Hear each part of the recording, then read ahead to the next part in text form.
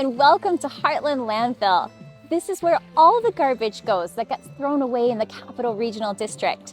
It's the region's only sanitary engineered landfill, meaning that it's designed to reduce its impact on the environment. However, we all still have a really important role to play in making less waste by using the 3 R's to reduce, reuse, and recycle instead of putting things in the garbage, which then get buried in the landfill. Let's go on a tour and learn more. Sometimes things are thrown in the garbage that don't belong there. In fact, we know that almost half the things people are putting in the garbage could have been composted, recycled, or reused for other purposes. At Hartland Depot, we encourage residents to bring materials that can be recycled into new products. Over 80 different materials are accepted free of charge. Valuable materials like paper and cardboard, containers, glass, flexible plastics, foam, books, electronics, appliances, wood, and metal should never be wasted by being thrown in the garbage. Gently used items like clothing and bicycles are donated to charities, so people can reuse them again.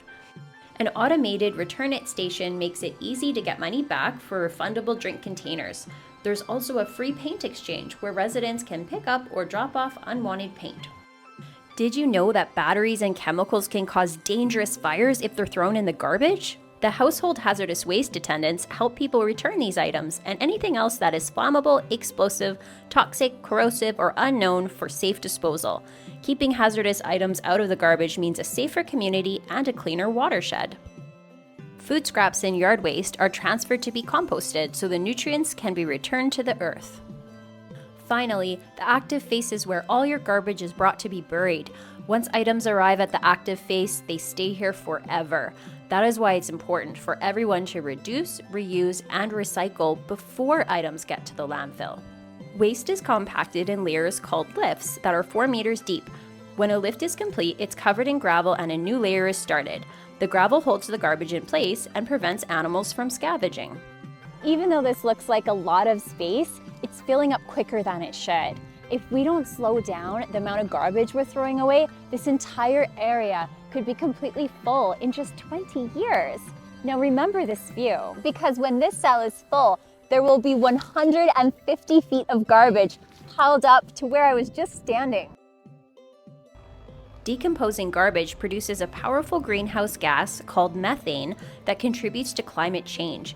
A network of wells and underground pipes are installed at the landfill to collect and transfer methane to the gas plant.